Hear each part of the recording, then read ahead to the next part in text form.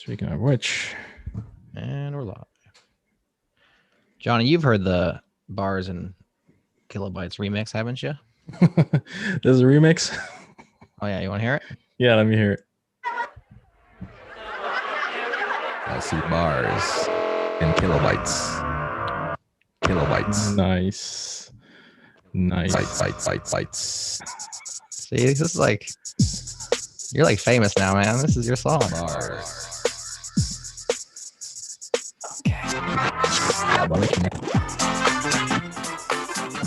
Nice.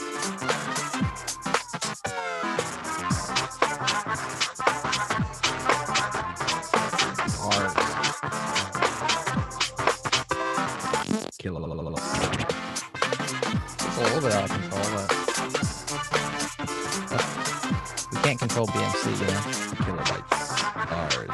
Kilobytes. Bars. And kilobytes. It goes on. Oh no, it doesn't. It's slowing down now. Kind of runs out of steam at the end there. Awesome. I just forgot there's like a vuvuzela at the end. So I just gave this clip Bars and kilobytes. and I just gave it to BMC and I was like, can you just mix that in with the Go Time theme song and see what happens? And that's what came out the other end. Oh wow, that is something. Yeah. So you've been immortalized. Nice. All right. I'd like to see now we that can- gets number one. number one on You don't know. Spotify. I don't Billboard? know. I don't know. Where did Yeah, Billboard. Yeah, TikTok. go on. Why not? TikTok? Where does music get listened to these days? I don't know. Yeah, On a billboard Spotify. somewhere. Spotify. Spotify's top 100. Not Yeah. YouTube Music for sure. No, by the way, would you like to subscribe to that, Roberto? Right. Yeah. That thing every day asks me if I want to subscribe to it. YouTube Isn't that music. great UX? Or the other one that's like free trial of YouTube. What I mean, they have different things they offer, don't they? Mm-hmm. Premium, family. Yeah. I get them all. I've said no so many times. It's kind of want like a no forever kind of a button. But they don't offer I that. don't think they Never yeah. ask me again. Like, no, Yeah, we want to never. market to you in like 2 days. Yeah. That in VS Code, you sometimes get those little boxes, and one of the options is never ask this again. And I'm not ready to commit to that. Never. I'm Wait. like, I don't know, give me a month or give me a couple of months and come back, but not never. It is a big question. You think Yeah. that the Googlers could write an algorithm? It's like if they've responded no 100 times, stop. Mm. You know, Nah. Yeah. without I having to don't ask think me. Would be too smart. Yeah. All right. Unless we start our recordings, we can start our recordings. I think the code is more likely just if true, then ask if you would like. Right. If I haven't asked in 30 seconds, ask again. Yeah. Something like that. That's how it works. Test. Sorry, everyone. Just have to test. Checking the bars and kilobytes. Are they counting DC bars? Johnny, I see your bars. levels were much better last week, by the way. So if your Oh, gain good. if you haven't changed your gain, then you're good. Oh, I'm at the same level as last week, so we're still good. Sweet. Is my volume okay, by the way? A little quiet. You're a little quiet. Hmm. Speak up, Is Daniel. that better? What is Oh. that, Daniel? That is my microphone. Is that better? I'm just closer now. A little closer might actually genuinely be better. Hmm. I don't know if you. Or I can just increase the volume 1 second. Yeah, How's that? that is better. Do some more speaking, please. Cool. So this is me talking about awesome Go proposals that might get rejected. Yeah, Jared, Sounds how's that pretty sound to you? He'll Sounds fix it pretty in good to me. post. He'll See, I can fix the way you guys sound, but I can't fix what you say. So just keep that Oh. in mind. crap. That is a shame. Matt, yeah. Although like- I gave Yeah.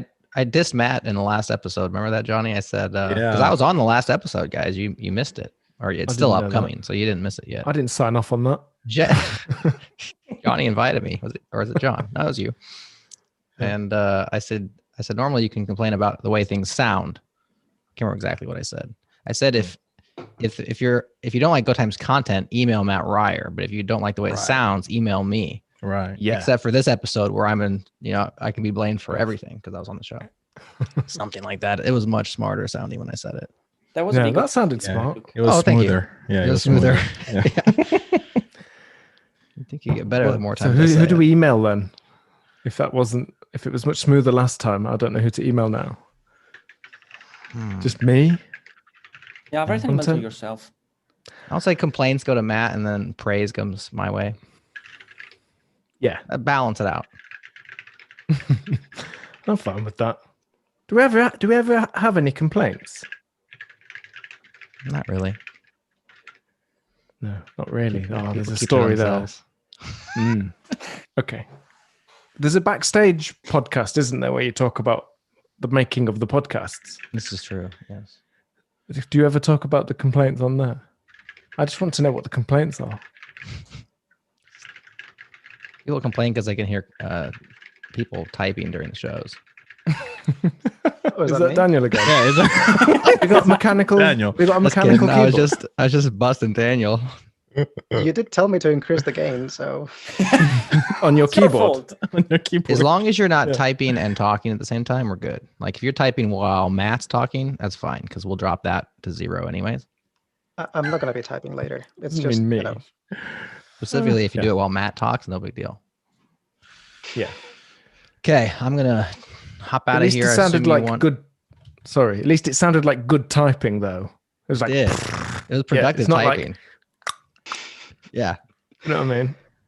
it's somebody complaining about Go formatting. So yeah, I am typing a lot. There's send the complaints to Daniel. He'll respond. Funny. Okay, we haven't done the we should do clapper a yet. clap. Yeah. Yeah, let's do it. So I'll just do 3, 2, 1, and then after 1, we'll clap, and that will help sync the audio. Okay, ready? We only get one shot at this. Oh, we don't. No, genuinely, do. Jared, it's useless to him. If there's two, he doesn't do it. Well, then We're I- all just out of sync. That's right. He refuses. Whoever doesn't clap, I just leave them off. So you're gonna want to do this. Okay, 3, 2, 1. Pretty good. Somebody was off. I don't know. It sounds like it's off to us, but Like an off by It'll be 1 fine. second kind of thing. yeah. Yeah. Well, I tried to do 0 band, didn't I? And kept getting told off. I thought it'd be really cool if we did like 2, 1, 0 clap. You know, you're the No only one. was doing it. You're the only one who counts backwards from like 3. Everybody Oh, else really? goes 1, 2, 3, clap on 4. Yeah. Okay. Yeah. Such an Makes sense. oddball. In fact, it's What, so you a normal that we programmer? don't even have to explain it. We just do it, and people just know what to do. But with yours, there's like a whole preamble, then there's some complaining, then there's a postamble, and here we are. Yeah. We're still talking about it. Art is opinionated. Yeah. Well, I mean, I just thought 3, 2, 1 because that's you count down to something, isn't it? It could be like you don't know. It's like you go 1, 2, 3, 4, 5, 6, 7, 8. It's not New literally Year's infinite. Eve. I mean, there's not. It's just a 1, 2, 3 clap. So this is Yeah, it's not New wait, Year's wait, Eve. Good wait. point. Hang on. We already have a proposal that we will discuss about for loops. Let's not get too in. We're stuck in a loop. Stuck Are on you an saying we're stuck in a iteration. loop? Yeah. Okay. I forgot to increment. What were you saying, Johnny? Hold on. No, I was making sure I had an audio recording going on. I'm still trying to find it though. Hang on. Okay. Hang on. We may have to Okay. do a second clap. I know, Yeah, do right? another clap. That would be. Come on, where are you? Oh, it's minimized. Good lord. Okay. All right. Bars and kilobytes. We're good. Nice. Shout out to Okay. Ian in the chat. By the way, if you're listening on YouTube and you're like, why is the chat disabled? It's because Gophers hang out in the Gophers Slack. So there's a GoTime Yeah. FM channel there. That's where the chatter happens. If you're watching on YouTube and you want to chat and interact with these fine folks, then go to Gophers Slack. How do I get into the Gophers Slack? How do you get an invite if you're not in the Slack? Anybody know off the top of their head? I Google it. If I were you. Or actually any search engine, you could DuckDuckGo it or ask Jeeves if how you get in. Does Bing. Jeeves know? Alta Vista. Just being Alta Just Vista being or it. die. All right, so there you go. If you don't know how to get in the Gopher Slack, just ask Jeeves. and that's where we converse in the back channel. All right, we're all good. You're good, Johnny. We're all good. I'm going to play the theme song. Turn off my video. I'll be hovering around. Matt, I will be available for the unpopular theme song. Okay. So that being said, I might be over there. I might be snoozing. I might be coding. So if you say unpopular opinions, give me a few seconds. And if I don't play the music, just act like I did. But I should be here. Okay. Okay. Sound effects. I don't usually leave you hanging, but every once in a while, it's fun. That's fine. It's fine. You never know when nature's going to call. We've Bill Kennedy has helpfully just told us we can go to invite.slack.gobridge.org and thanks, Bill. You can get yourself an invite to the Gophers Slack. The Gophers Slack. Thanks, Bill. Yeah. Mm-hmm. Awesome. There you go. All right, turn my video off here. You can hide non-video participants. Wait, Bill's listening to the show right now? Well, that's yeah. Does that put some pressure on? You do know we're live on YouTube, Johnny, don't you? Yeah, we're live too, Johnny. Yeah. Oh, we're on YouTube, Johnny. Everyone can see you as well. Oh. Smile. Okay. Hi. Like the Truman Show. Smile. The whole world's watching you. All right, here goes the theme song. Have fun, guys. Cheers.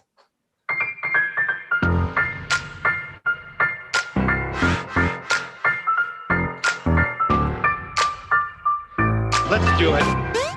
It's go time.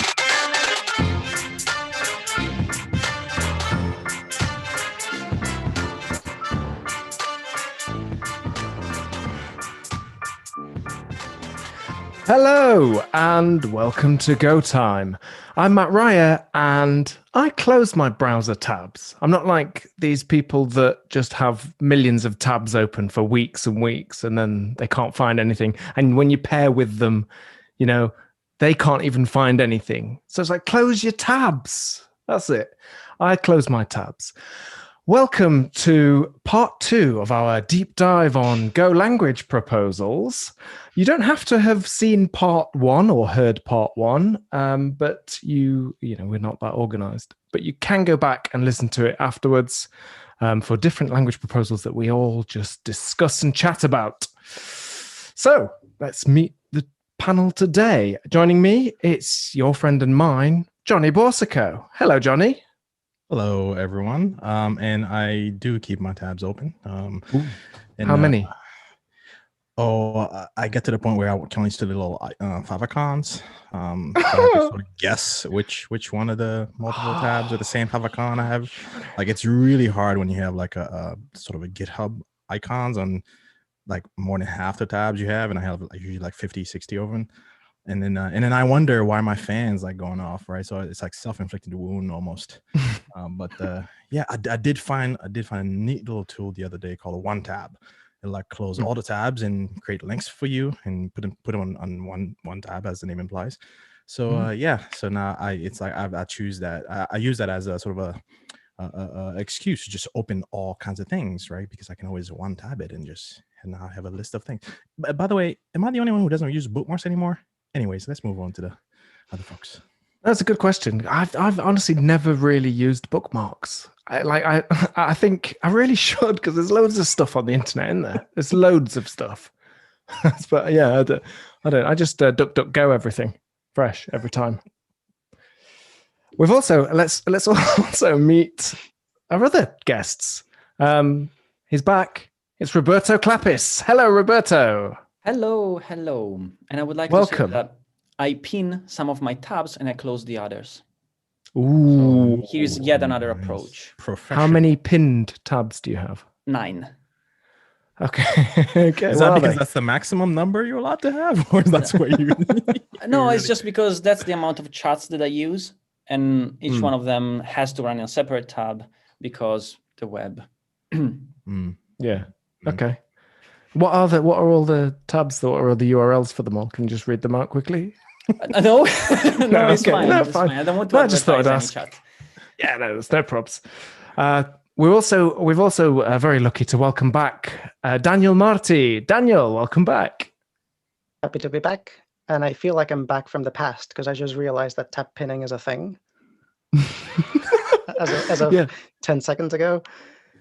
It's like but Back yes, to the Future. I do close my tabs religiously. In fact, on my phone on Firefox, I even enabled the setting to automatically close tabs after 24 hours because I'm too lazy to do it myself. So they just automatically die. Wow, That there is you very go. neat. That's next level. That is your life must be clean and simple and just minimalist, you know? So Yeah, on just the ignore my edge. background, and yes. Okay. Great. Well, maybe we should just jump straight in. Although, actually, I was just thinking about this. There may be new, there are, in fact, new watchers / listeners. So maybe we could just quickly go around and tell us a little bit like where you work and that and what you do. Why, like, do you do computers and stuff? Anyone? Johnny? Yeah. Oh, sorry. Johnny, do you do computers? Yeah, usually. Yeah. I my job involves finding out why they're not online anymore. Oh yeah, I'm an SRE. Yeah, so usually I'm chasing down why they stop working, those computers. Yeah. Oh, Yeah. What would we do without you? You know, not have any internet, I guess. No web for you, no tabs for you, you know? Yeah, that's exactly. Solve the tabs problem though. So difficult one there. Roberto, what are you doing with your days? Yeah, I also work with computers, also the web, and I make sure that if it works, it doesn't work too much. Like it starts giving data to people that are not supposed to get it. So kind of the other side of the spectrum. Right. Yeah. So you two kind of fighting in some ways. You're trying to get things online and out there, and you're sort of like, no. If I could shut everything down, it would be perfect. Everything is secure if you can't access it. Yeah, that's true. Great point. Yeah. Daniel, what about you, mate? Do you do computers? I do computers. I've also been contributing to Go for a while, especially some packages like JSON. So whenever any of our listeners complain about JSON, I'm usually on the receiving end. Right. Yeah. And I see Roberto laughing at that. Yeah, we'll have to do a proper episode one time where you can just show us all the complaints that you get about JSON. I'd love that. I worked with somebody once who complained about JSON because he thought it had too many brackets and he wanted me to not use that many brackets because it's waste. So that's YAML. Yeah. He invented YAML. Okay, so let's jump in. Why don't we go straight to our first language proposal that we're going to discuss today? Anybody following along, you can find these on GitHub, github.com/golang/go, and then we'll read out the issue number so that you can follow along. The first issue number is issue number 20733. And it's a proposal to redefine range loop variables in each iteration. This is a common gotcha for a lot of people in Go. Johnny, have you seen this in the wild? Bugs that relate to this? Yes, I've seen it, and I have committed the foul myself. Not just as a newbie, every once in a while, still to this day, those it'll still catch me. So yeah, it's a pesky little. Usually, the best example that's usually given is where you have some shadowing going on. Maybe you have a Go routine that you're launching, and then you're closing kind of over your iterator or something like that, and you realize that you're not quite the value you're expecting. You're not quite sort of, that's not what's coming out with each sort of iteration and whatnot. So it's a very easy sort of a trap to fall into. And this proposal is I looked at it, I'm like, yeah, that kind of makes sense. Why doesn't it do that, by default kind of thing? But yeah, like as we dive a little deeper into it, I think there are some reasons why that wasn't adopted, but I'd be in favor of it actually. Okay, so the problem is then when you range over something, it reuses the variables, doesn't it? Each iteration. So if you do kick off Go routines and things, you feel like it should you'd kick off that go routine and it's going to use the value that was there in that iteration. But actually, as that's updating, it'll update for all of the go routines. And that's where you then think, usually you end up with like the last number and everything, and it's the same. And it's such a strange bug. It's like, and there are, yeah. It's like the last plus one. So if you're iterating over a slice, you actually go out of bound, which is even worse. Right. Yeah, of course. If you're ranging over using it over like numbers, right? Yeah. Yeah. That's a good point, actually. I've never had that one. I just fixed one last week for a framework I'm working on that wasn't working because of this issue. So it's a fresh thing. It's a real thing. And I also think a pretty common case of this is when you have table-driven tests, and then you suddenly say, oh, I'm going to make them parallel so that they all can run in parallel with each other, the test cases, that is. And then, like days later, realize that one test should be failing, but it's not. And it's because you're testing the last test case 100 times instead of testing each of the test cases separately. And it's because you forgot to... Yeah. Sorry, go on. That's because you forgot to. Because you forgot to make a copy of the variable, right? So you're just reusing the same variable, and then the parallel test is a go routine. So your tests are a lie, then. Yeah, but that last case definitely works. It really so works. There's that. It really works. Yeah. And there are workarounds, aren't they? But I genuinely find the workarounds to be really strange. Like you end up just essentially, yes, it looks like you're just assigning or creating a new variable and assigning it with the same name. That's weird, isn't it? Are there any other workarounds that are better than that? In one of my first talks, I was actually talking about this because it was a talk on Go pitfalls. And I proposed to pass it as a parameter. So if you're closing over the variable, instead of using a closure, you just accept that as a parameter and you pass it to the function. But it's so... like it's so intuitive because you see the variable appearing at the end of your code. Right. And when I was talking about this, Roger Pepe was in the audience and just raised his hand saying, just shaking his head and saying, nope, shouldn't be doing that because it's unreadable. So I guess redeclaring the variable is the only readable way to do this. But another way is that you can... Sorry, Daniel, we're talking over each other, mate. I'm sorry. I feel rude. Don't worry, they're going to mute you anyway, Matt. I know, exactly. That's why I'm trying to let Daniel talk. No, I feel like we have just enough lag. I was just saying. We keep talking over each other. Kidding. Yeah. Yeah, okay. I'm sorry. I'm going to now be polite. Daniel, please, what were you saying? I was just going to say, I feel like redeclaring a variable is also kind of silly because if somebody's, especially somebody that's new to Go, they look at that code and they go like, that's kind of like a no-op. It's not doing anything, right? And then you kind of need a comment to say, hey, this is actually doing something. Don't delete it. Because if you delete it, the code might not actually break at all either. So it's extra confusing, I think. Yes. Sometimes if you're kicking off Go routines, you can pass arguments in. That's another way that it's actually quite a nice workaround, isn't it? If you actually, in the anonymous function, you actually take an argument, and then when you call it, you pass in that value. At that point, then it'll be copied into that scope so that that's then safe. That's not too bad, but it is, even that's quite strange. And so Daniel, what is the proposal suggesting?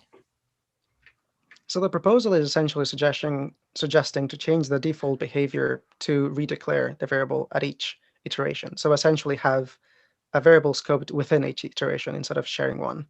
And then essentially, I can't think of a single program that would break, that was doing something sane. If somebody was depending on this reuse of variables and then I only use the last one for closures, I would argue that was wrong in the beginning to begin with, and it wasn't something that would always work anyway. So I think it's a good change. There is one extra data point about that. I found out that in the JavaScript specification, this is like if you use let in a for loop, it is redeclared on every iteration. So there is a specific entry in the JavaScript spec saying if you have a for loop and you use let, the scope of let is inside the body of the for loop, not the one that is for var, for example. That makes sense, really, doesn't it? And everyone that uses JavaScript has never had any troubles with that. But this is something that no one knows because it just works. It doesn't surprise anyone that this is behaving this way.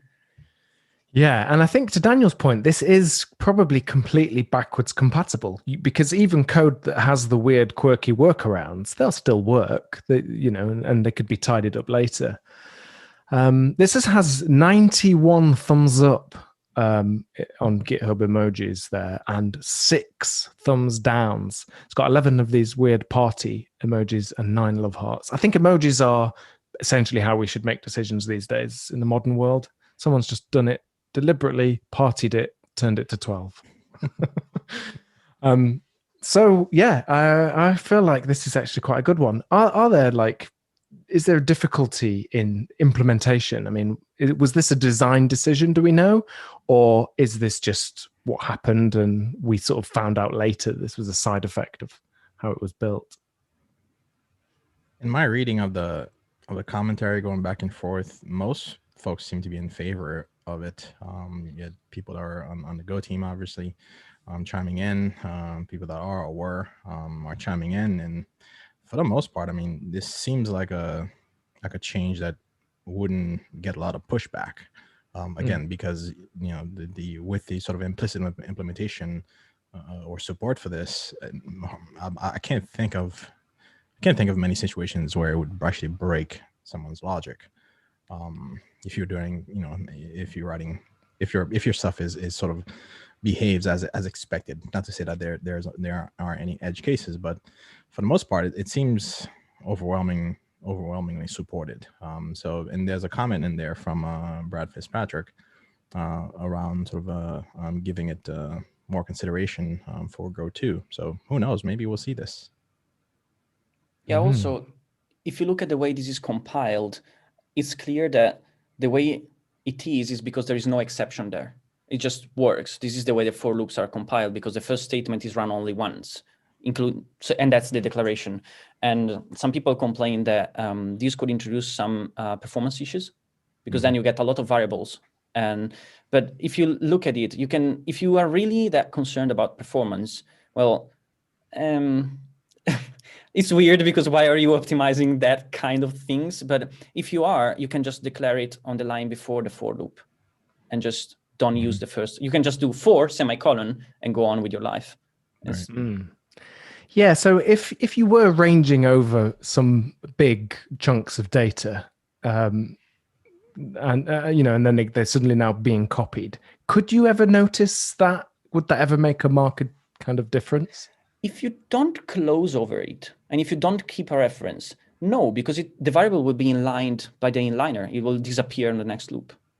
I don't think this will survive iterations.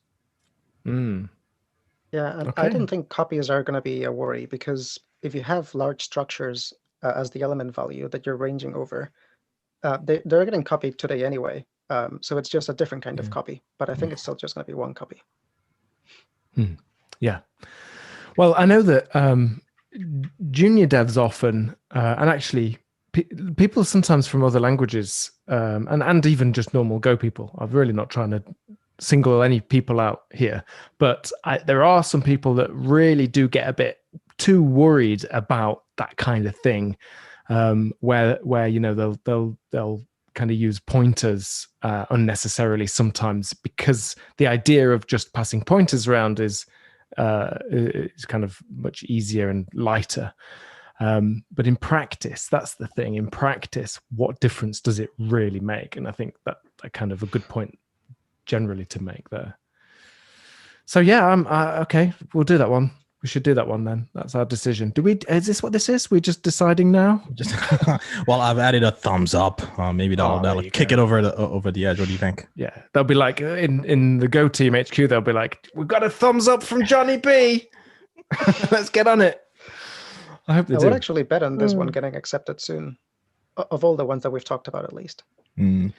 It's funny because it's been there for. I'm going to just check the date on it. June 19th, 27. Yeah, 2017. So, yeah, it's a few years. But yeah, it'd be great to have that one. Okay, Daniel, do you want to pick another one then? Well, unless anyone has anything more to say on this. Yep, we can go on to the next one then. I'm actually going to go out of order because I'm avoiding a complex one and leaving it for later so that we can Okay. get to smaller ones first. So I Okay. want to talk about issue 29036, and it's to make imported symbols predictable. And this is sort of a double proposal, and that is right now when you look at a Go file and you see a name like foo, and you're thinking, where does this come from? You would think that the rules are pretty simple, like is foo in my current scope, like in my current function declaration as a variable, or is it a parameter, or is it a global, or is it something that I imported? And that's usually true, but it's actually not always true in Go, because if you use a dot import means import all the names from this other package. And if you just look at the Go file alone, you don't know what all those names are. So it's sort of implicit instead of explicit. And the other case is when you import a package and the last element of its package path does not match its package name. And Go allows that. It allows you to then use the package name instead of the last element of the package path. And many people then use the name explicitly in the import, but you don't have to. And if you don't, then you could get back into this edge case where the name is implicit, it's not explicit. So this proposal is essentially forbid those two modes.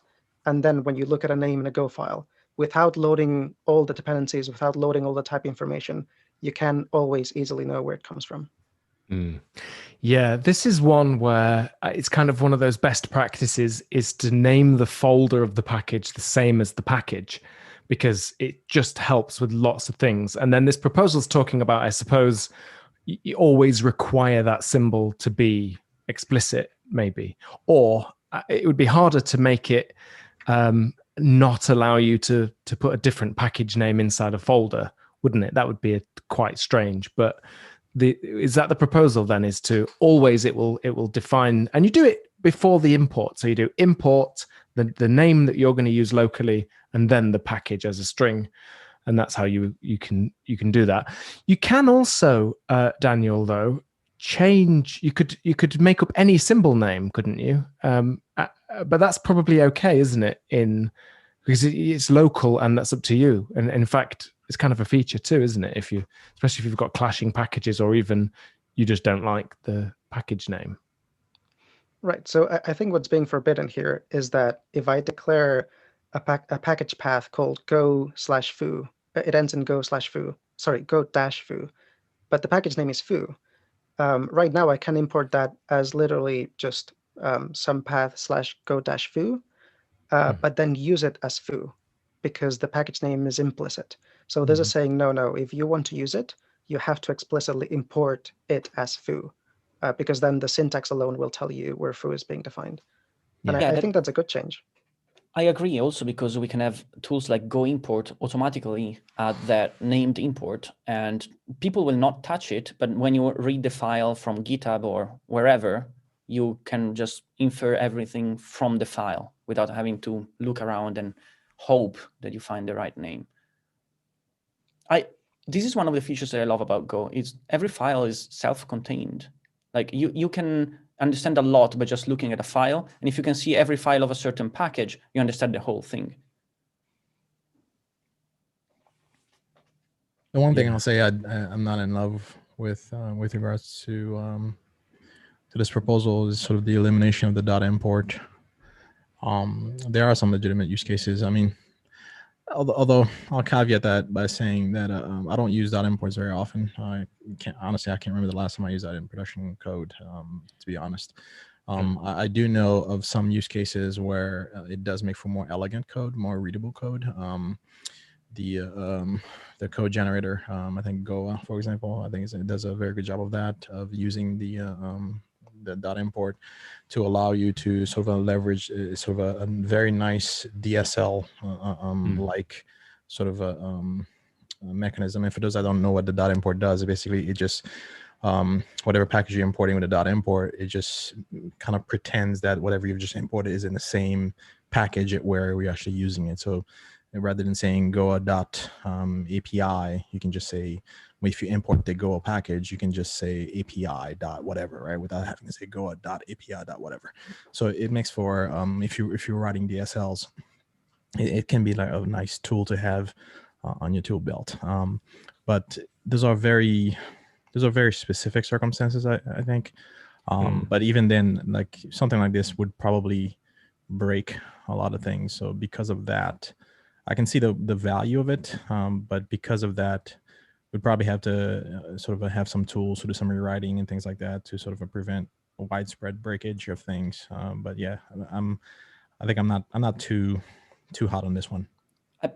I think that the first part of having explicit naming will probably work. Like, I don't see why this wouldn't be accepted. When I said the dot import, I see this as a harder one, especially because in tests, I've seen a lot of packages that offer sort of a DSL for tests, and you just dot import and you can just write assert or do stuff. I personally don't like it. I advise against it, but I can see why people would like to do this. But these aren't mutually exclusive, or rather, they don't have to go together, do they? Yeah. You could still have dot imports, but then also force the symbol, explicit symbol import. Yeah, this is kind of a 2-in-1 kind of. Yeah. Okay. Well, this one has 63 thumbs up and 1 thumb down. Just a single solitary thumb down. So it does have some love Some there. support. Yeah, and I think also like there's a wider kind of point here which comes up a lot when we talk about Go. And Daniel, you actually make this point in that issue. You made it years ago, like some kind of time traveler or something. You said, Go. It's really like it's read much more often than it's written. So we ought to optimize for it being read, right? Yeah, and I actually think there's also, like, we've talked a lot about the human element here, but I also think we should remember the tooling element, the machine element. Go is pretty well optimized to being fast to compile, but I feel like in these two cases, tools get slower because they can take shortcuts. If names are predictable, you can predict where they're going to be. Something like Go to definition could be a very simple Go program. You would just read a Go file, look at a name. Where's this name defined? You just look at your function, your imports, and that's pretty much it. And then you just follow the graph. But the moment you add dot imports, that kind of goes out the window. You have to do like a linear search across your dependencies. So I think in practice, this might not affect most people because most people don't use dot imports and such. But I feel like the mantra of Go being simple and being fast to use and compile would fit this. Yeah. Cool. That's a really interesting one. Tell us what you think. Tweet us at GoTimeFM and let us know your thoughts. I've thought of one just top of my head. Just see what you think of this. Switch true and false round to really separate the wheat from the chaff. Matt. No? Shall I open it though and see see what happens? Shall I actually try and you could. Okay. Right, Daniel. What's the next one we should have a look at? So I was thinking we could open the Pandora's box that is type inferred composite literals, and this is issue number 12854. And this is a pretty large change to the language, and it's essentially saying whenever a composite literal is essentially an expression with the curly braces. So you can think of struct literals, slice literals, and such. And the proposal is essentially if the compiler can statically know what type that expression would be, for example, because you're assigning it to a struct variable, or you're assigning it, or you're passing it as a parameter that's a map, then it can statically know what the type of that composite literal is. Then you don't have to spell it out. You don't have to spell out the type. And I think a lot of people support this idea because Go can be quite verbose when you use a lot of these types. And oftentimes the type is repeated multiple times in the same function or in the same local code. But at the same time, I feel like it might hurt readability, especially in terms of what we talked about earlier about Go being easy to read at a local level. Yes, that's interesting. There are examples of type inference in the language. and they do work quite nicely. Do you find that they affect readability much? The current examples that we have? I don't think so, because the current examples we have, the type is always spelled somewhere local. Yeah. You cannot create a new composite literal without having the name of that type somewhere in your local scope. I think it's impossible.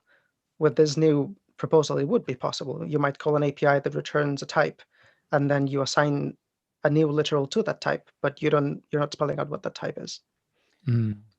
What the thing? Sorry, Matt. No, please. You're saying? No, I wasn't. It's just that nowadays this mostly happens for collections. Like you can say a slice of this type, and of course you can just use the literal without the type again, because I mean you just said what this is. If this were to change, I would be in favor of this proposal with a little twist to it, which is you can type that code without the type, and then Gophers can just add the type for you. So you write fast, and then Gophers kicks in and makes it to read makes everyone able to read it fast. So you don't compromise. You get readability and writability. That is very interesting, Roberto. Some are rather, to speak up for those that think omitting the type makes for more readable code, right? This is a very, I like the proposal, right? I'll start by saying that I think it would make for less verbosity, but there are those who value that verbosity as part of what makes Go code readable, right? So it's really one of those things where you have, some folks that are on either side and they both make valid arguments. I like the GoFont sort of compromise, if you will, that you can type it quickly. But if your sensibilities are offended by seeing it and reading it, that's not going to help, right? So I think it would come down to, well, the perhaps the best judge of readability might be the beginners to the language, right? How much sense does that make sense when you read that? Do you understand what's going on? And the second best, I'd say, maintainers of code that's been around for a while, right? If you haven't looked at this code for a bit and you pull it up and you open it, right? Does having that type definition explicit, right? Does that make the code more readable, more glanceable, right, to you than not having it, right? So I think this is one of those where I think we'd have to sort of do a little bit of some research and really figure out where everybody kind of leans. Yeah, Bill Kennedy makes a good point. He talks about this a lot in our Gophers Slack. Says this is about making things easy to do and not easy to understand. And actually, making them easy to understand ought to be the priority. So yeah, very interesting. That I don't know how I feel about this one. There are some cases where I feel like it would still be clear enough without specifying the types, but I could see for sure other cases where that gets complicated too. I'm actually thinking that I agree with Johnny saying that readability and maintainability is also a factor here and not just typing. And I think Roberto's point is mostly solved by editors and Go Please these days. So completion, if you're too lazy to type it out, just rely on your editor to do it for you. But I think my stance on all this is that I like the overall idea to repeat types less if it's obvious enough from the local context. But I also think this proposal as is too broad. If we have, catch-all type inference for composite literals, it's going to be abused and it is going to hurt maintainability. So I would like to see proposals which are more narrowly scoped to cases where pretty much everybody agrees the code is better. And I actually have a couple of follow-up proposals which are, I think, newer, which are a little bit narrowly scoped. Yeah, okay. Let's dig into those ones then. Mm-hmm. So the next one is, so this first one that we talked about is from 2015. The next one is proposal number 35304, and it's from Roger Pepe again from 2019. And it's essentially anonymous struct literals. So it's not about all composite literals, it's only about structs. And the basic idea is that you can use an expression which is a struct, but you don't say what type. And then the compiler essentially figures out what struct that fits into, but it's only for structs. Yes. So this one definitely looks strange in the examples because in the proposal, Roger's written an underscore kind of to in place of where the struct definition would previously have been. And underscores in Go to me mean like ignore this or dismiss this. So that to me didn't stand out. Didn't quite understand that just by glancing at it.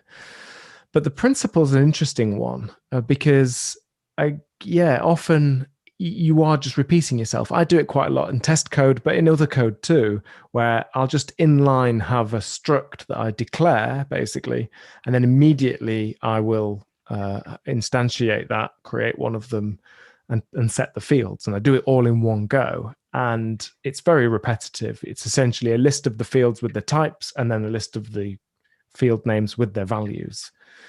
Would it help with that situation?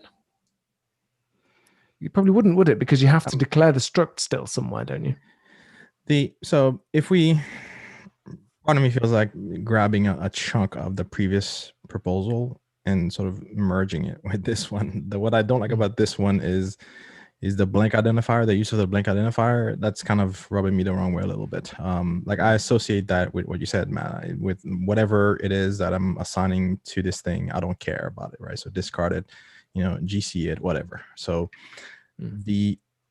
here, I think we could get a mix of this in the previous proposal by omitting the blank identifier and basically relying on the tap inference basically to determine that, okay, I'm assigning this literal value, right? You already know what the type is based on my var declaration or something like that. Obviously, it wouldn't work for the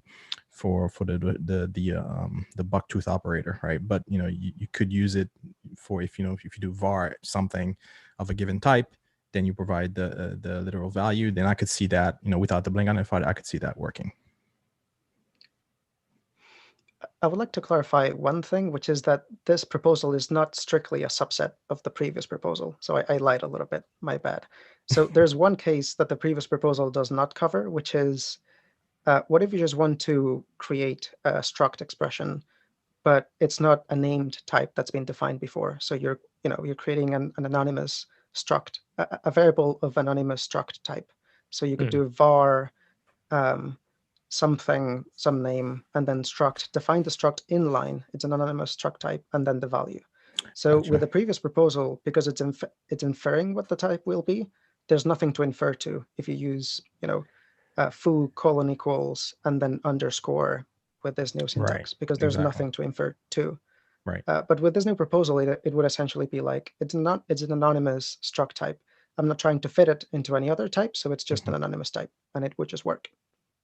So it figures out what the struct shape and structure should be from the values that you set. Is that right? Yeah. So if you're using that expression in the context where you're assigning it to something that has an explicit value, then the compiler would figure out is the shape the same, and if so, it would just work.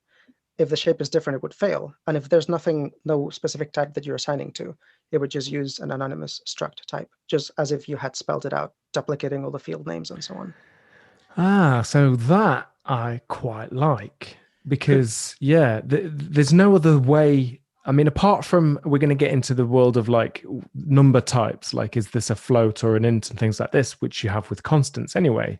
You have to sometimes be explicit if you want it to be a floating point, you have to put a decimal point in it, even if it's 0.0, at least you're just giving a clue that that's the type. So I quite like that. Yeah. Is there I've yet to sort of dive deeper into the comments, but is there a performance penalty there with trying to, because the compiler would have to figure out, like, do you have a match with whatever it is that you're trying to sort of assign the value to, right? Doesn't it already do this? Like if you are assigning, like you currently, as of today, you can take any struct type and assign it any other struct type just with a cast. Yeah. And you it actually- needs to be able to figure out if the field is a subset of the other field. Mm-hmm. So I think this is already there. Yeah, this would all be statically, so it's not at runtime. Right. Yeah. Yeah, I wonder if you could just drop that underscore and just use like the curly braces and say it's almost like JavaScript has just JSON object notation in the language, but it's a struct. It's an anonymous struct. It doesn't have a type almost, or its type is created magically. Would that work? Or is that reserved? That's not reserved for anything else, is it? So Block, it's I not guess. reserved, but what I love about Go is that it's consistent.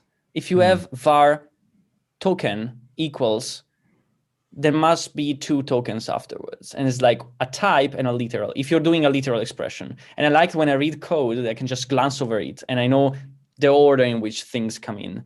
If you drop 1 token, it starts feeling like unbalanced or clunky. So it would require more attention, especially if you do like open brace and you go on a new line, which this proposal is using already. And that would feel, if you glance over the code, like an if or a statement or something, because it doesn't have the extra token. And I like to be able to glance over the code and tokenize it. It's like an inline like scope block or something. Yeah.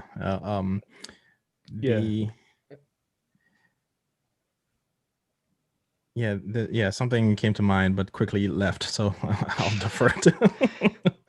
But it wasn't flattering. I was actually going to follow up with what Roberto said, which is that if we drop the underscore, we change the Go syntax. Because right now, when you parse a composite literal, you parse type, open curly brace, the elements, close curly brace.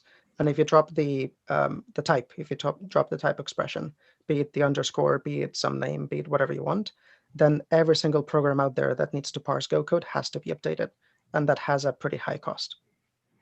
Maybe you can use Robert's fix, right? Just throw some GoFump at it. You could have GoFump put it in there. But while we're at it, let's just have. Sorry. Go ahead. While we're at it, why don't we just have GoFump do all the code, write all the code for us? I mean, yeah. I mean, soon it should. Are we working on that? Yeah, someone must be. Someone must be. Sorry, Daniel. Oh, I was just going to say, and I forget what I was going to say. So, see, here you are, Matt. We need to stop messing around. I'm not messing around. I'm deadly serious about GoFump's doing all the programming for us. Yeah, don't worry. The editors are really good. Don't worry. Listen to this podcast. Listen to it when it's live. When it's live. When it's out. Honestly, it sounds so professional. I don't know how they do it. It's brilliant. They replace all your cuts and they just with somebody else. Hire an actor. Do this pretend British voice. Right. There is this joke that I've seen a lot in other communities that is, in Go, what the language can't do, the editors are supposed to replace. Like, I've seen a lot of people saying that Go uses generating code when generics are not there, or like using other tools to fill in when where the language misses something. And that is always for writing. Like, all of the things that I've seen was always about writing, never about reading. So honestly, I mean, I wouldn't go as far as like something like, okay, GoFump, write my code, because that would be, writing my job away. Would. I mean, you're telling me you wouldn't pay for that if I could build it? I never said that. That's what I'm doing tomorrow. That's the rest of my week out. Right. But yeah, so I like to be able to quickly read code rather than quickly write. And if tools have to kick in every other line, I mean, Java is successful and it's exactly the same, so why not? So we have one more proposal in this little group of eliding types. Maybe we can quickly mention that one. It's proposal number 21496. and it's called permit eliding the type of struct fields in nested composite literals. So it's sort of a mix of the previous two because it's only for struct fields, and it's only within nested composite literals. But it's still elision. It's not about anonymous types. Right. Yeah.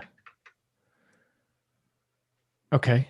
I like those ones where the compiler can figure out, like put in the type for me. You already know what it is, what it's supposed to be. Just put it in for me, kind of thing.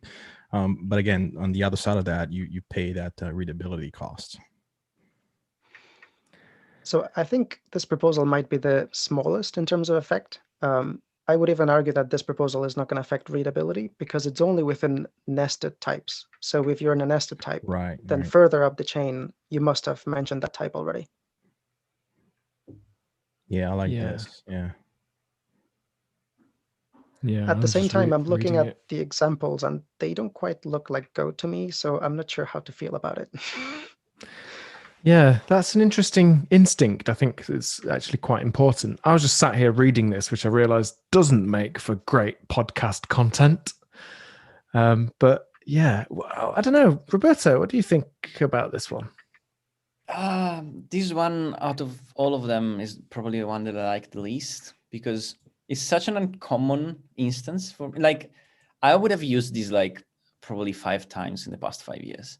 So, I mean, changing a language is a long process. It requires a lot of work and a lot of discussion. And this small change would address part of the issue, not all of it. And if you use an IDE, a modern IDE, well, I use Vim, so not even a modern one.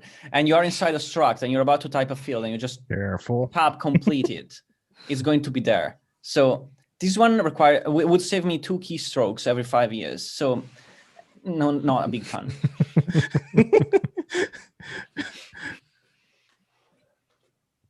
I think the reason I like this proposal is because it's a very small step we could take in the direction of more type elision, and we could experiment with that. And if people like it, we could take other small steps. Like maybe we also do it for maps, or maybe we also do it for other very specific edge cases where we're sure that readability is not harmed. Yeah, we did talk about this in part 1 of this, which is still available if you want to go into your little podcast app, find the part 1 of this, and you can hear about that. We talked about doing this kind of thing for maps, and I think the general point of what does it do to readability, I think, has to be kind of like the main consideration, really. It's not naturally, I think, what you immediately go to, because when we're doing the work, we're typing it, and that's kind of where all our conscious thought goes. But yeah, it's for sure the glanceability, the readability, these properties. I think they ought to, and they are being considered. I think, which is great, really, to see that people do think about this. Right. And if this proposal is like Daniel said, which is we start, taking these off, and then we look around and we see what else we can address, and maybe we can start aligning some types here and there, I would be in favor of that. But this proposal as it is, like just this, is for me not enough. But if we start looking around and see, again, maybe in this other context is very clear for the reader what the type is, we can just remove it there too. Why not? I mean, this is how we started to change the language. Like, I think one of the first changes to the language in a long time was literals, numeric literals allowed underscores or something like that. It was a small change, but it was a change. Yeah. So this was the first step towards moving forward. That was a great change, by the way. I found myself using that. Yeah, I agree. Very, very quickly, yeah. What is it for people unfamiliar? The ability, if you have go ahead, Robert. Basically, if you have very long numeric constants that have too many digits, you can just add underscores in between digits at any point, and that is ignored during compilation. But like if you have a billion, it just looks nice because it's a 1 followed by 3 triplets of zeros separated by an underscore. Yeah. Yeah, it's sort of an improvement of readability, isn't it? I've had another thought that I'd like to float. This is a serious one now. It's not going to be silly. You know how in Ruby, when you're accessing arrays, you can use negative numbers to come at it from the other side. So -1 essentially is the last item, and then -2 is the penultimate item. -3 is, third from the end. That sometimes is very useful. Often you do want to get the last item, and at the moment you have to take the length of it. You have to explicitly do that. How do you feel about having those Ruby-esque negative numbers in index accessors? I don't like it.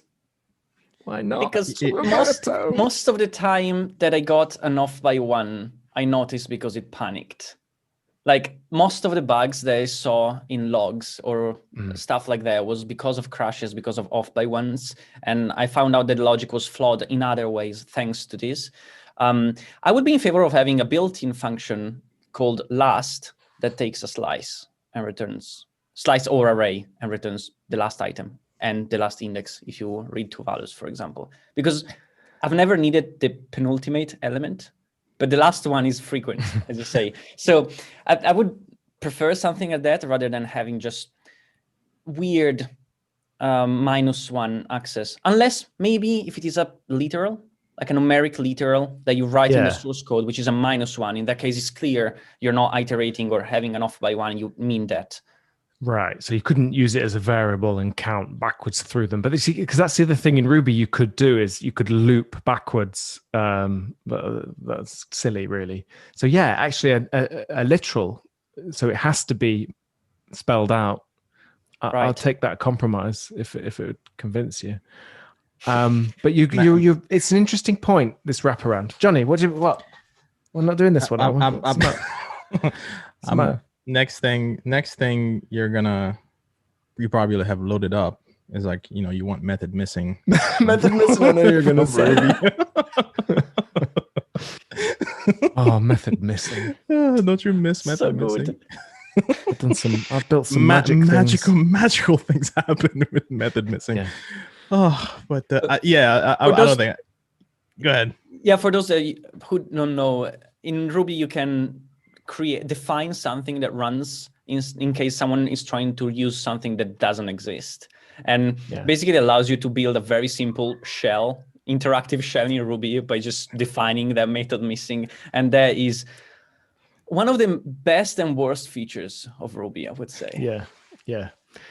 It's kind of amazing. I mean, literally, it's like having a struct with methods and another method called method missing that gets called if you call anything on that. So obviously that, by the way, that was not what I was advocating for. Johnny, as a joke, said that's what I was advocating for. It's that for sure is too magic. Imagine, and this happened to me, you just do a typo and it's just not an error. It's just like, sure, I'll keep going. No probs. No problem here. No, probs. I wanted to say probs. Like, yeah. That's not quite the same as the -1 thing, but I don't know. Daniel, you might have to... it's not a casting vote. I've been break the tie. And truly defeated. It's no tie. I'm absolutely defeated. Daniel's like, what is wrong with these people? No, What do you reckon? I was actually reading an old proposal again because this idea has been proposed before. A method missing? Great idea. No. What? Not method missing. It is the negative index thing. Yes, the negative index one. So it's issue number 33359, if anybody wants to look into it. It's rejected, which is why we didn't consider it. But there were some good points in that thread. Essentially, the main argument against the proposal was what Roberto said, which is, what if you've got an index variable and it happens to go negative? And then you wouldn't panic. You would do something weird. And then people said, what about doing len minus something instead of having to do len of the slice minus something? And that seemed to be like the most reasonable option, but I don't think it gained enough traction to keep the proposal open. I see. So inside the square brackets, you'd say like len -1, and you don't have to say len brackets, then the variable again. It's kind of like inferring what you mean. Although sometimes you might mean a different length of a thing, I guess. And we're just back to being explicit is better than magic. as usual. Can't have nice things in Go because they're too magic. All right. Is that a Yeah, definite no then, everyone? In that discussion, I saw that people rejected the literal thing. Someone proposed the same idea I had, which is if it is a literal, it's fine. If it is not, and what was the rejection of that based on? It doesn't click with me. I'm literally reading. That's subjective. People say it doesn't click with me. Okay. Yeah, okay. Yeah, fair enough. I mean, that's the thing with all these proposals, right? We don't have an objective way of measuring readability. We all have hunches, right? And ideally, the more experienced you are as a developer, the better those hunches get. But it's hard. Like when I sit down to pair with a more junior developer, I feel every time I feel like I have to rely on, because it's more readable. In the back of my head, I'm thinking, is there a better way? How do I explain this, right? Like, how do I transfer this bit of intuition or wisdom? How is there a better way to actually explain this, right? So simply saying it's more readable, less readable, those are all what we think. Those are ideas. We don't have a way of measuring that. So yeah, and it also depends on where it comes from. The other day I was doing a readability review on some code that was submitted, and the person, which was completely new to Go, called every receiver for every method this. So basically, every receiver was called this. And I said, well, you should give it a more meaningful name, like S, because the type started with S. And he was like, how is that more readable? Like, please explain to me, what are you trying to convey here? I was like, so, okay, where do I start? It's not that easy, because for me, calling that type, which was called something like sorted something, calling it SR, which was that something, would have been more meaningful than calling it just these, because these requires me to go back to the function definition and see what it is, because maybe I lost context. But it was a long discussion. Let's put it this way. So readability really changes, but depending on your background and your expectations. Yeah, I think there's a good lesson in that, because we can get a little bit dogmatic about things in Go, and we can be like, this is the way to do it, and we feel very strongly about that. And I'm a little bit guilty of this, because I've done talks at conferences, they're available on YouTube, where like I'll show like idiomatic things and different idioms and patterns that are good and things. Although I always try and make the point that it should be taken in the right kind of spirit, and I think we should be a little bit more open when we kind of consider these things. We can sometimes be a little bit closed off, like these are, this is the way to do it and that's it. And we should watch that, because that can be very exclusive if we go down that road, can't it? Mm-hmm. One last one. I don't know. Oh, we're at that time. Oh, look at that. We're at that time. Yeah, this has been a cracking show. You remember, you have to let Jared know that he has to come back on and and he's either going to do it or he's not. If he doesn't do it, I'll just play it. I'll just play it live. We'll do it live. You just grab the guitar and start going. No, I'm not doing it. Should we clap again? But to get Jared, he's not like a dog, or a horse. He just responds to claps. He doesn't respond to them. That's the annoying thing. I wish he was more like a horse in a lot of ways. What are you holding, Roberto? Someone in the chat asked me to hold up the sables that I'm eating. Someone in the chat's not the host of the podcast. What is he doing with it? What is he doing with those things? No, because it's just someone asked me, "What are you eating?" And I was like, "Stables." Well, yeah, Roberto. If you follow Roberto on Twitter, Roberto, what is your Twitter name for anyone that might want to follow you on Twitter? Search for me for Roberto Clapis. I'm the only one because my You're the only one in the world. Bonkers. Yeah. Okay, good. So if you follow him on Twitter, you'll see that he actually does some amazing cooking and creates proper good-looking food. I don't know how it tastes. I try. I assume awful, but it looks great. So that's why I think it came up, right?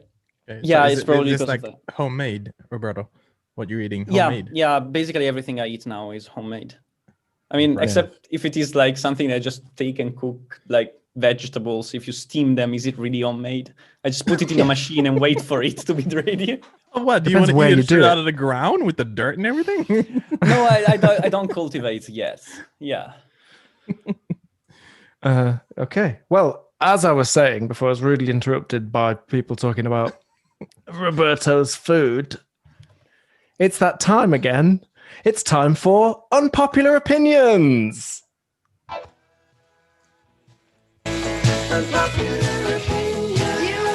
I actually think you should probably leave.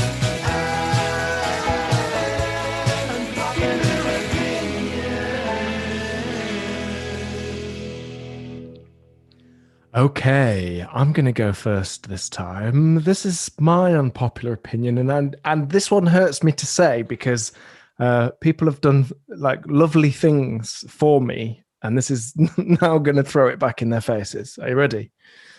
I think we should stop doing conference swag. It's landfill. I mean, give people more tickets or something, or licenses for software or something. No more conference swag. What about t-shirts? T-shirts are okay because they're useful. I'm actually wearing one now. Yeah, exactly. I was about to go there. T-shirts actually except are the t-shirts. exception. Yeah, t-shirts are great. That's true. I mean, you know, the other stuff that like it's lovely and people go to such great lengths and a lot of effort goes into it. And this is why I was really reluctant to say this.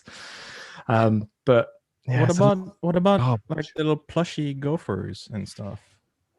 I mean, those little things, we don't know if they're going to at some point come to life and try and get us. Do you see this? He's looking at us. He's gonna Exactly. look And at the eyes. Right. Like, And look at also, the bulbous eyes. Daniel was holding up Daniel's one. Daniel's creeping up the screen. Yeah, there you go. But yeah, it's Yeah. like I have this blog from GopherCon UK, and I love this. I like this kind of stuff is fine, but stuff like Useful. a squeeze ball, I'm never gonna use that. It's like fridge magnets. My fridge is in a wooden thing. I can't use this. You've got a wooden fridge. No, it's inside something to make it look like a. I thought you just had a wooden fridge like from the olden days. You know, I and then, put like, wood- these magnets I are put no wood in good. You it. have to hammer them in. No, it's just like I have to put wood in it. It has to burn. It's in order to combustion. produce- Combustion fridge. Oh, well, it's classic. So retro of you, Roberto. Right, steampunk. Yeah, very. Yeah. I don't know. What do you think? Is it too harsh? What you're saying is you want more useful swag. Okay. Yeah, actually, good point. Yeah, actually, yeah. But yeah, I don't know. People love it as well, don't they? So it's like, I really do feel like a spoiled sport a little bit. Daniel, what do you reckon? Do you like conference swag, mate? I used to be big into free t-shirts and swag t-shirts and t-shirts that would say like go or whatever. These Yeah. days, not really anymore. So I tend to agree that there's too much swag. I feel like Too a little cool bit now, of aren't swag you? would be fine, but Too cool now, aren't you, to wear Go t-shirts? you know, I just wear like literally Just wear white. t-shirts. Yeah, so minimalist. No, you Yeah. are not. You are an undercover minimalist, my friend. Current background notwithstanding. Yeah. No, I like to be able to see all of Daniel's clothes. It's a bonus for anyone watching live on YouTube. You We don't need get more- to see those clothes if you're That's true, listening that's on the true. podcast. You need more color though in your wardrobe, I'd say, Daniel. Whoa, brutal! Hey, You could do some more Go t-shirts, Daniel. Actually, yeah, Daniel, have some more variety in your t-shirts. I'll wear a really ugly free t-shirt next time. I promise. yeah. What's the best swag you've ever had?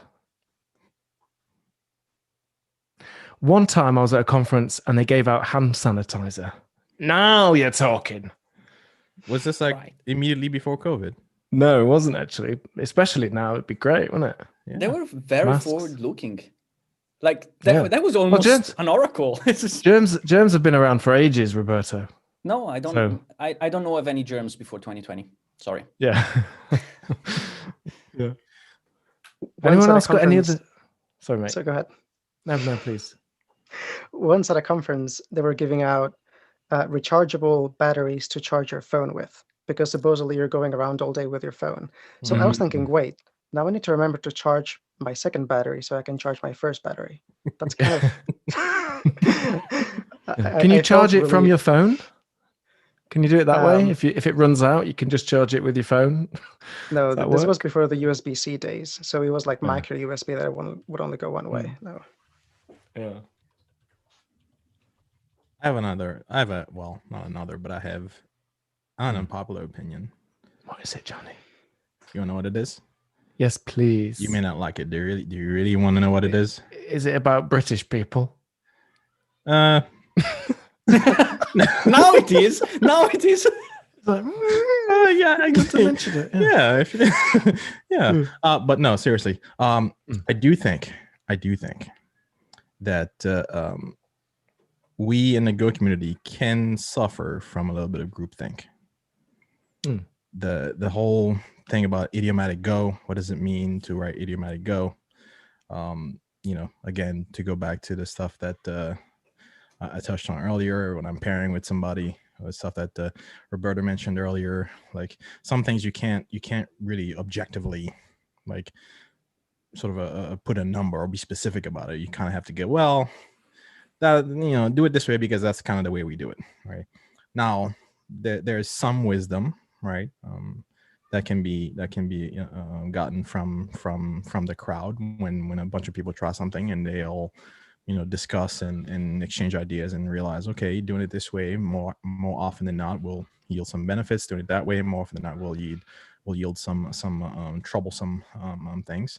There is value in that, but I think sometimes we can sort of like try so hard to sort of go with the pack that we stop thinking for ourselves, right? I've come across folks that are trying to learn Go that are beating themselves up. They have a working solution, but they're beating themselves up because their code doesn't quite look like what a Go developer's code is supposed to look like, right? Oh, I have a working solution. Yeah, it might be a little bit of Gooby. It might be a little bit of a Gava, or a little bit of Python. Yeah, we all go through those those phases, but it's like JavaScript. Yeah, exactly. Objective C. Oh, no. All that, right? So we kind of have to. Gust. Johnny, I agree. And actually, my unpopular opinion was somewhat related to this. So I don't know how unpopular this is now, because so basically my opinion is the standard library defines a lot of interfaces. And every time someone comes up with an improvement, people say, yeah, but we don't know who implements them, so we cannot change them. Like we are kind of stuck with some of those interfaces. For example, the HTTP handler interface allows you to write a slice of bytes. And that is, I work in security. That is a nightmare. Like I've tried to secure that. There is no way to secure that. And when I try to propose to write something that would change the interface to something more secure, that would look the same. Like you still write something to it, and it looks as close as possible to the standard library, but in a secure way. I got so much resistance and friction and rejections. Like I think if there is a good reason to wrap or hide the standard interface with something of a higher level, why not? There are so many frameworks out there that are not used because people say, yeah, but I don't want to use this because it's not using the standard interface. Even maybe it makes your code much easier to read. Why not go for that? So that is my unpopular opinion. Well, remember, we test these by tweeting them out from GoTime FM. All right. And we put a poll on it and we ask people, so we find out. That's science. So that is science. Okay. And we find out if they're unpopular or not. So we'll test these ones. Yeah, Johnny, on your unpopular opinion, there's definitely, I completely agree. We do always have to be more understanding and accepting and flexible for sure. But like some patterns, even if they're just memes, really, they're just around because there were ideas that enough people liked and enough people now say that that's how we do it. There is an advantage in having code that all kind of looks very similar. When you jump into a repo that you didn't write and you read the code and it feels like you could have written that, that is a massive kind of shortcut to getting stuck in or understanding and working with that code. And the other thing is there is such thing as good taste, which is you can't really measure. It is subjective, but it exists, doesn't it? Doesn't good taste exist? So yeah, I don't know if does it. You were looking at Daniel when you said that. Are you like throwing some shade? I like his clothes. No, I like Daniel's clothes. Actually, to be fair to him, look at those clothes. They are very. So much judgment on this podcast. How did we end up here? Like, what happened? Yeah, it's the internet, isn't it? It's the internet. Eventually, everything's turned bad on the internet. Yeah. Johnny, you said something earlier and forgot and said you're going to defer it. We're about to close the show, so now's the time all the defers have to happen. So do you want to do it? No, probably something like, go front all the things. Like Roberto says, go front. I'd have that on a swag t-shirt. Go thumped all the things. Yeah. Go thumped all the things. Well, we are over time. That is all the time we have for today. Thank you so much for joining us. It's only Johnny Borsico, Roberto Clapis, and Daniel Marti. Thank you very much. I will see you next time. Bye. That's like Seinfeld. That's like. Wait, so did we skip Daniel's unpopular opinion? Something tells me we skipped that. Did we, Daniel? Yeah, but it's fine. You have to come back, mate. We just ran out of time. We're way over. You have to come back. Yeah, come back just to deliver your unpopular opinion. It better be a good one. We're gonna have a whole show just for that. Yeah. Could do that. We should address why Matt would prefer to replace me with a horse. Oh, you were listening. Not replace you with one, mate. Oh, augment? No. Yeah, like a centaur. More like a centaur, so you can still do your programming, but you've got a horse's back. That's all. I hope like you're not attached is that too much to your legs. Someone is writing in the chat. Actually, Bill is writing in the chat that Daniel doesn't have any unpopular opinions. Want to prove them wrong? Dan, if you want to share, I'll splice it. He'll splice it. Oh. Do it. Or I'll put it in after the outro. Either way. Hang on. If we're splicing, no, not for you. Centaur. We have the centaur first. I'd love you as a centaur. I don't slice anything for you, Matt.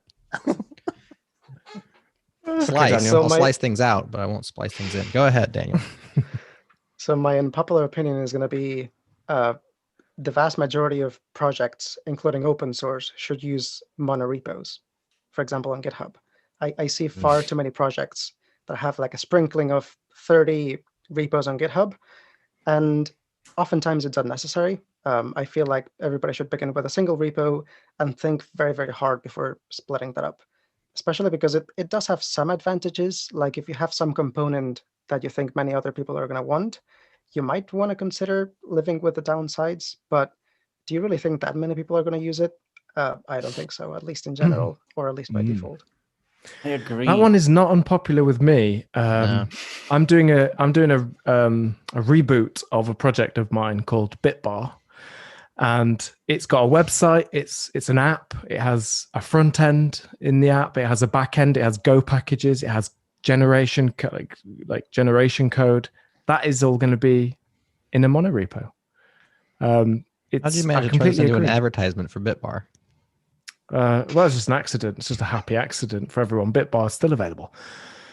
Yeah, you can put anything in you like the Mac more of OS its menu features. bar. Yeah, in defense. I don't know what happened. I was just saying you can put the output of any script or executable in your Mac OS menu bar. And, that's all I'm saying. I don't know. It just ran away from there. Yeah.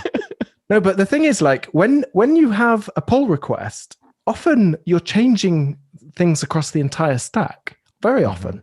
To have that all go in one go is great, including documentation. Could be front end JavaScript changes and server side changes at the same time, all in one logical unit. I mean, mono repos for the win. And I would say it's motto. It's not even just about Git or repos. It's also about modules.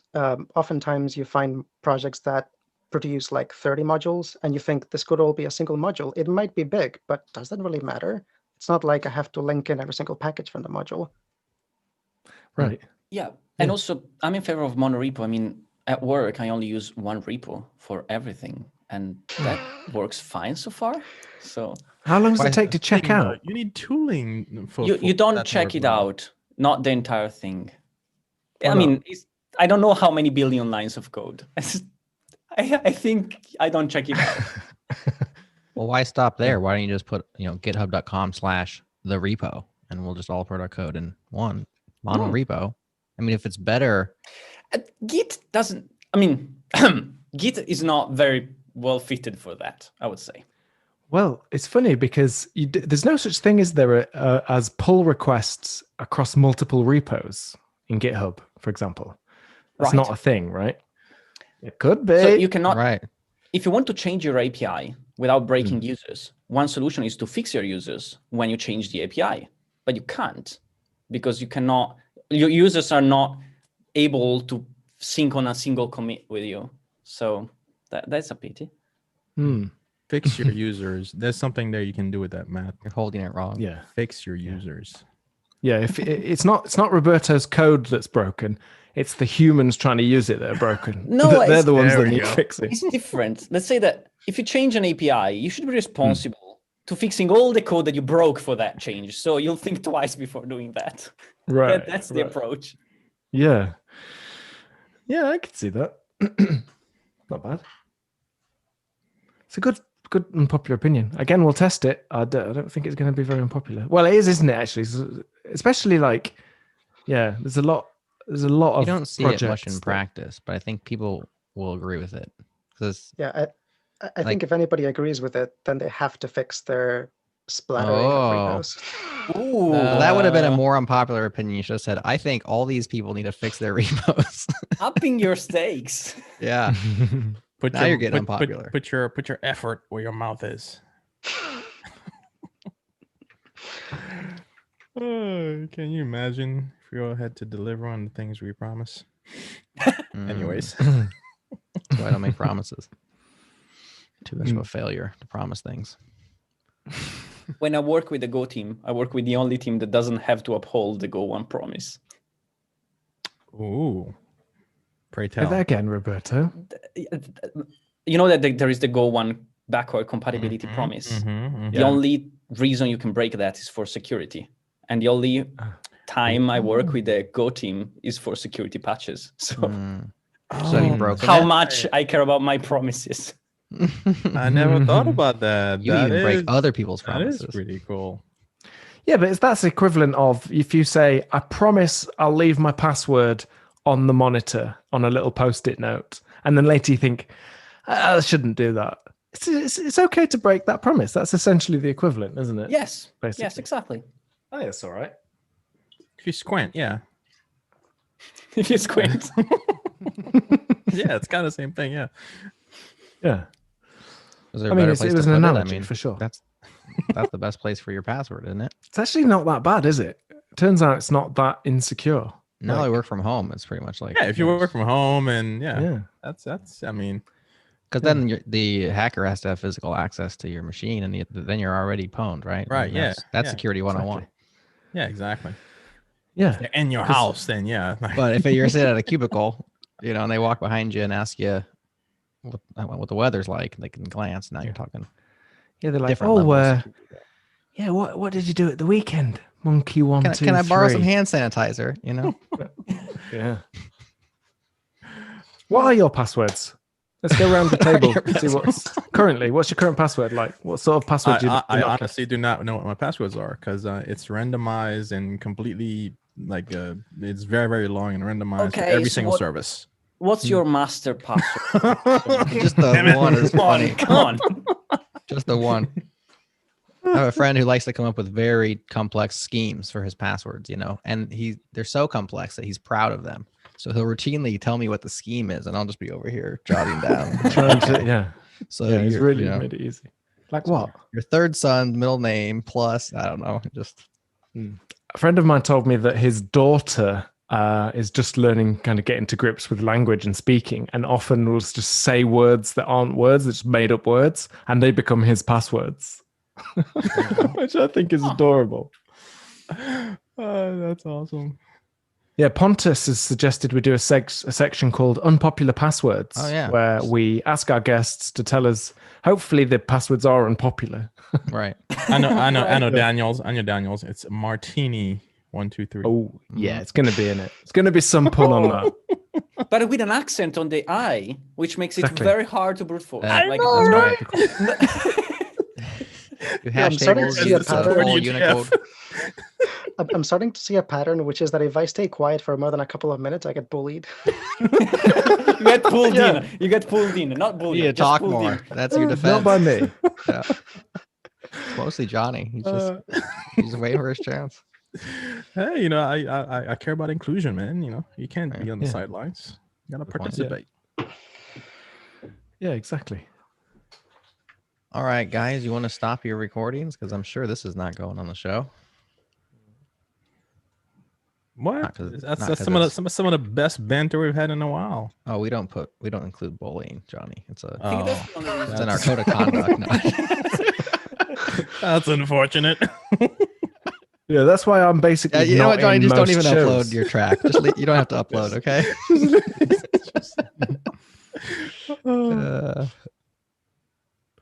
What are your passwords?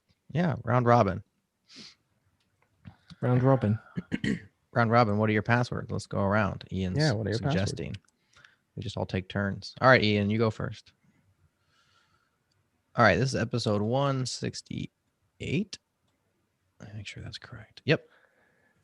And y'all are old pros. Even our guests are old pros because so Daniel's like third appearance, fourth appearance, maybe. I think so. Jared, is it okay if I use Feb in the file name? Because I remember earlier you told me that you don't understand what Feb means. As long as you don't fib it. Dates. Are you fibbing or are you febbing? No, Feb, like short for February. There's an unnecessary R in that month name, isn't there? February. Yes. Yeah. I mean, there are so take it many down. unnecessary letters in English words. Like Wednesday. Why is it Wednesday? Yeah. Johnny's the king of unnecessary letters in his last name. Honestly, I mean, I like it, but come on. Is that French origin? Yes. Yes. Like I'm originally from Haiti. We were once a French colony. Right. First nation to get its independence from a colonizer, by the way. And also the first time where I don't have to feel any guilt. It's the French, not me, this time. Right. whoa, who have you been oppressing, Matt? Oh, personally, no. Pretty much everybody else. I barely oppress anyone. Barely. I'm too tired. You tried to splice me together with a horse. That's an upgrade. Bullying. Suddenly you can run really fast and gallop through fields. That's amazing. And poop without squatting. Even think of that. That's I think he does that already. fair point. Fair point. Jeez. What happens to this show? Yeah. Now we're still live gone on the down. tubes. We are on the YouTubes. We were hang up. Is that- Somebody Take it down. embarrasses himself. I'm sorry, there's some Take it down. awful